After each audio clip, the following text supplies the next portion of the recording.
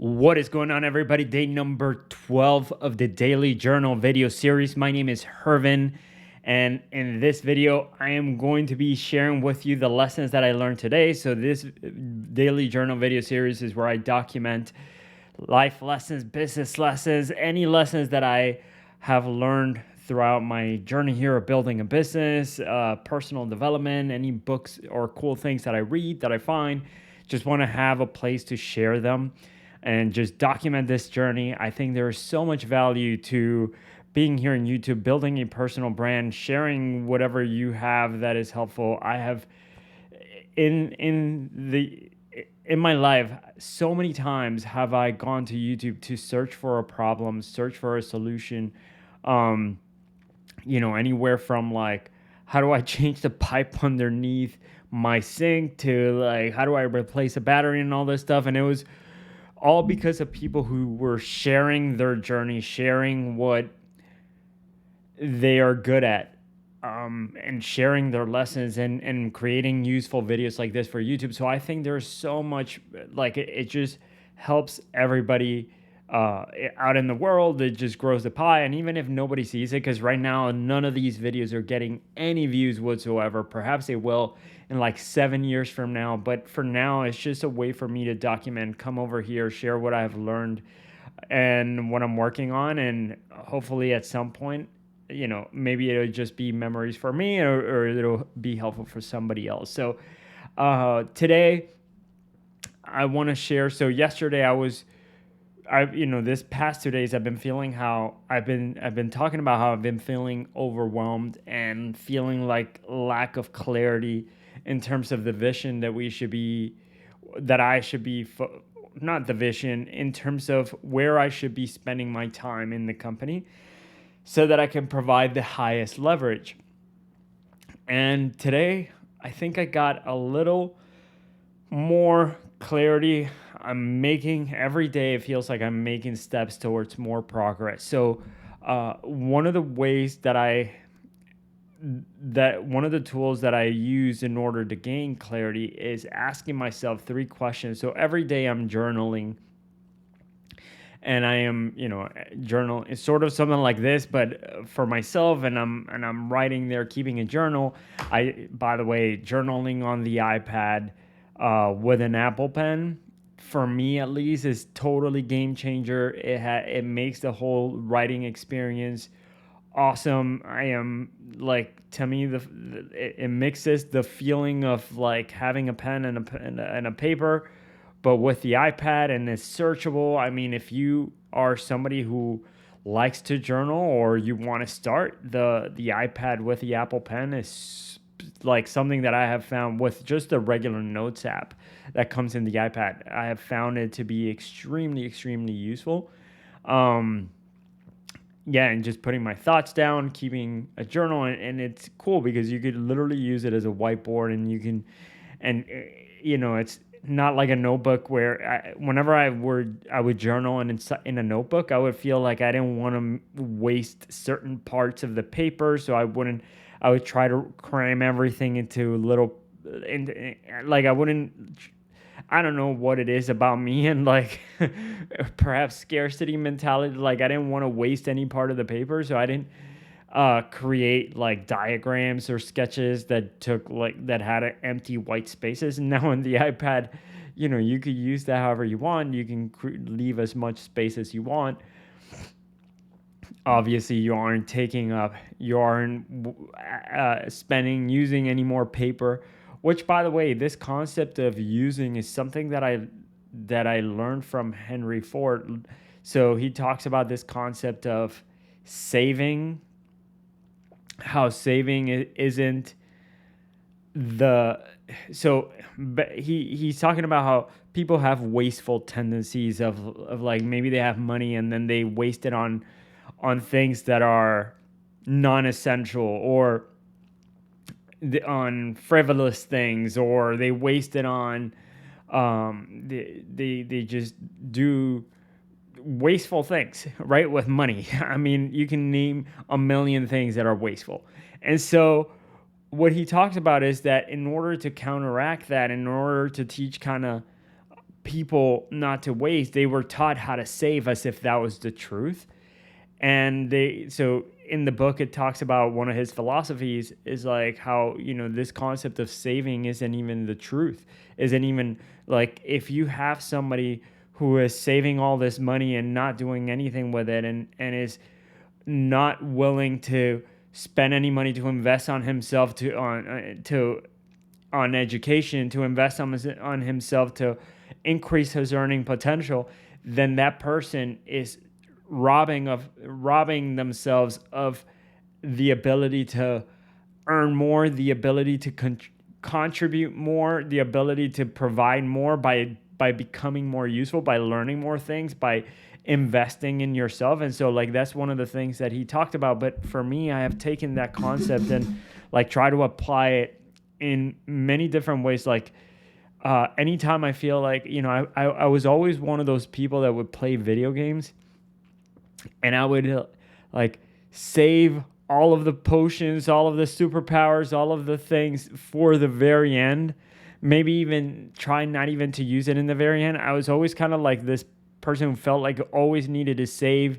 When I was a kid, I was always praised by my grandparents, especially my grandma, for saving money, and that was something that she taught me, is to save money. And I always like had this thing of like, and then I saw so many of my uncles and family members how they would struggle financially, never having any money, and I'm like, I think I just saw that and decided to take the complete opposite approach of just like save everything, live well below my means, never spend anything on anything. And I would have like, even till this day, I have fought feeling like guilty whenever buying something that I don't need, or like I would, if I, yeah, spending money is something that is hard for me. And I mean, it might not be a bad thing, but when it comes to making investments and things like that, I've had to learn to just say like, hey, this is an investment. This isn't me like blowing money or something.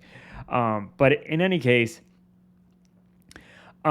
taking notes on the iPad, that is fantastic. Coming back to that, and so coming back to the clarity portion the clarity point that I was talking about, which I was feeling lack of clarity. I wrote in my journal a couple of questions that I asked myself.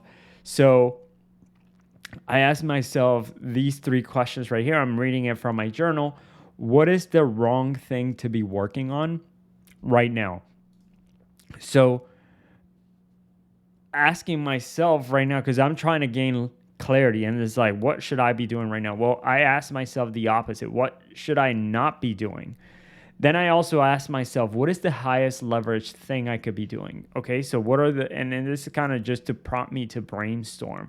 What are the things that I could be doing? Next, if I couldn't work in the business, what would I do? And I feel like this is a powerful one that I've never asked myself. I just came up with it. And it's like, if I wasn't able to, go in there and build automations myself, go in there and like fix things, go in there and like start building myself, how would I do it? Because I know there are a lot of things that need to be built inside our business. There are a lot of automations. There's a lot of things that need to be built completely. And usually, because I have the knowledge and I know how to use the tools, and I know and I have the vision for how I want it done, I would be the one to go into it and do it. And so what I'm finding right now is that if I focus my time on building by it alone, then I have a team that they don't have direction. They don't know where we're going. I don't make use of them. They don't feel productive. I don't feel. Then it's like the answer is what I thought about in my head. Is like, the head chef in a restaurant isn't the one like cutting everything and like preparing the food. He's just a person. He's kind of coaching the entire staff, the entire kitchen. And that we might have like really the kitchen might have like really amazing cooks and chefs, but the head chef is the one that, they might know how to cook, and they might be really good. The head chef is the one kind of like with the vision, tasting everything to make sure it's like he's the one setting the standards and setting the vision. and then he's relying on his team. And so I thought to myself, it's like, what does that look like inside our company, where we are the ones,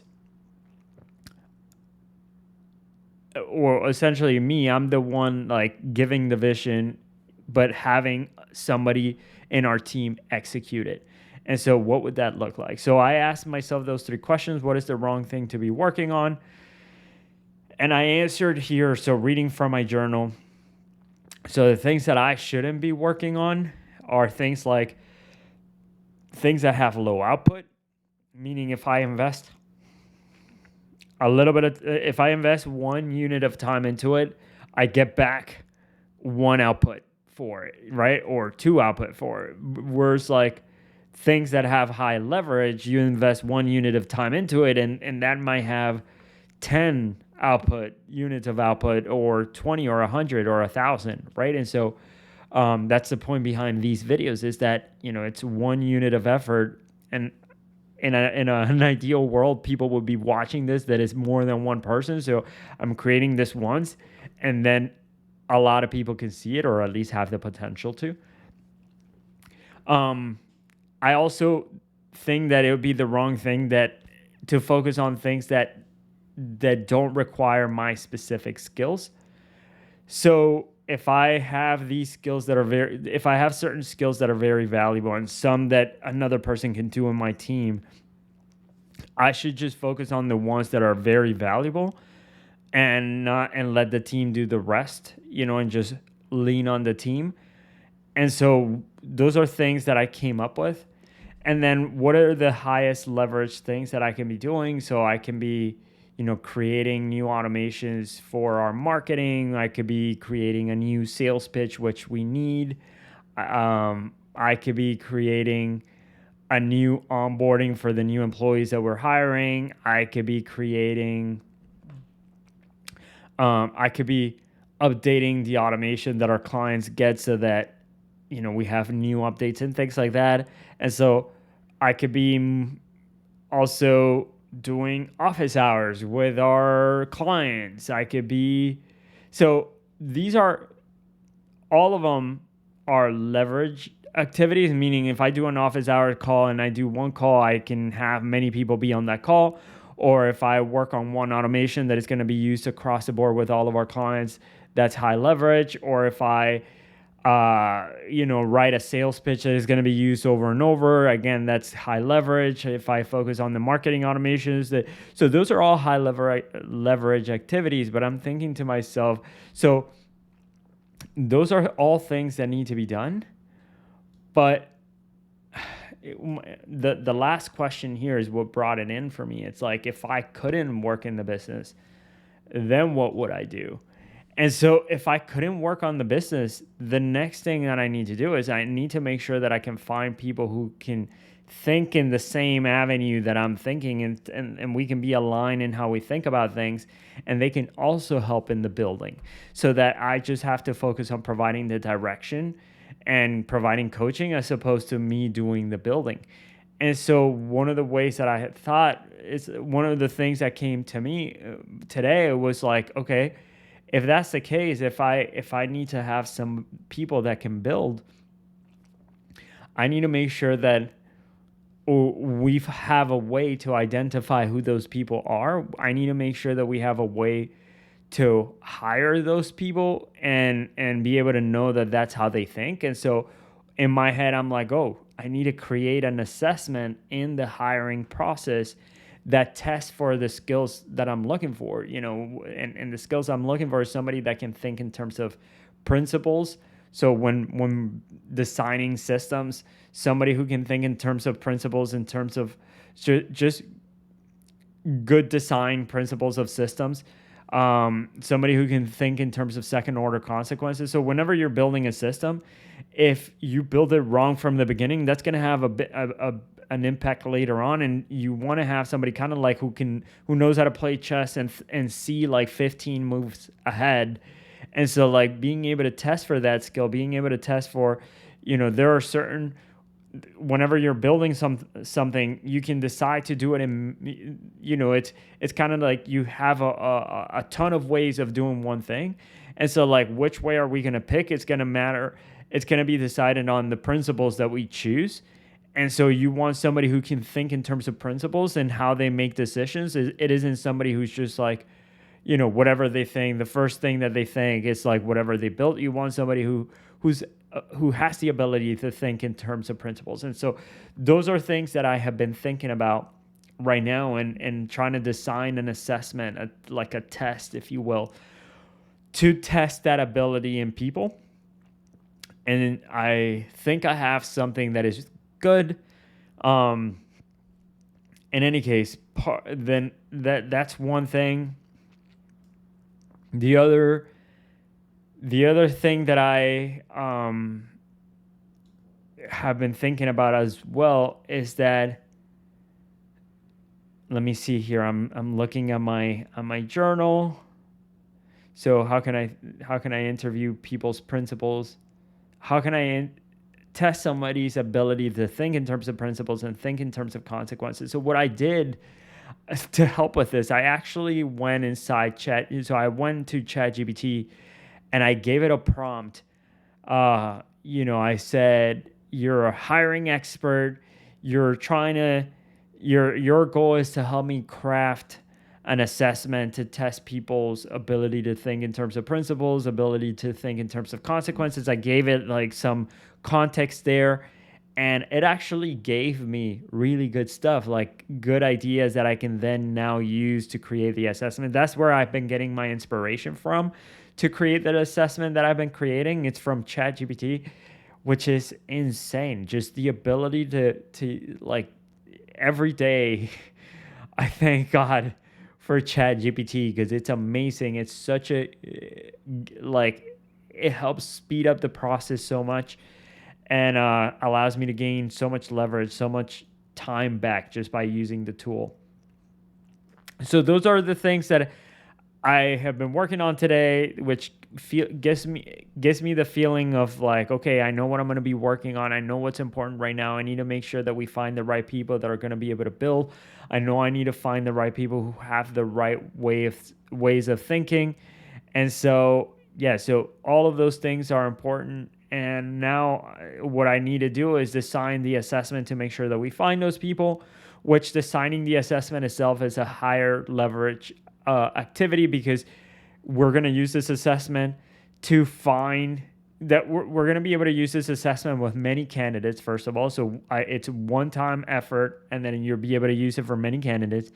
The other thing too is that if because of the assessment we find the right person, then for the rest of the time that this person that we find is working with us, it's going to be partly thanks to that assessment and the fact that we used it to find this person. So it's going to be that decision right there to create an assessment that is good. It's going to have very deep second order consequences, and it's very high leverage.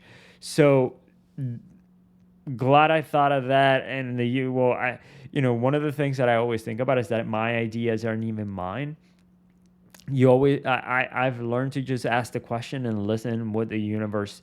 So listen and just brainstorm here in my journal. So what I do is I'll post a question in my journal. I'll write it like, if I wasn't working inside the business, what would I do? And then I started writing whatever came to mind, and things come to mind, and where those answers come from, who knows? It's, I like to think that it isn't me coming up with those answers, and that makes me feel humble in a way. It makes me feel like not attached. Like, it doesn't make me feel proud, like, oh, I came up with a great idea. Instead, it makes me feel thankful and grateful that, I'm able to receive these ideas.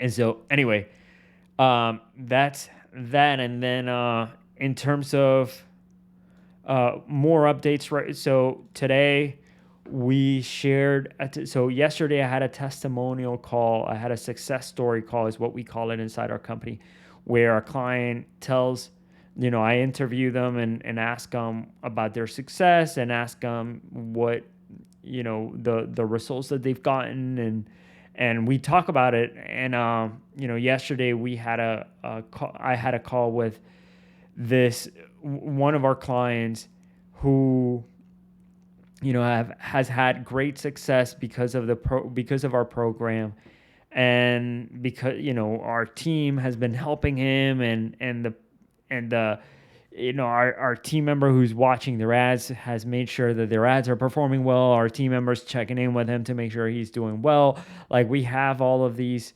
um we're making sure that this client is doing well. We do that for all of our clients. Anyway, one of the things he said, so besides the fact that it's going amazing for him, he just got a little bit emotional, and he's like, hey, I want to thank you guys, because I don't know where I would be without you guys. He has been able to turn around his business, and it's really, it's on its way to becoming really successful. And it was so humbling. And we share that with with our team inside in our meeting, in our daily huddle meeting.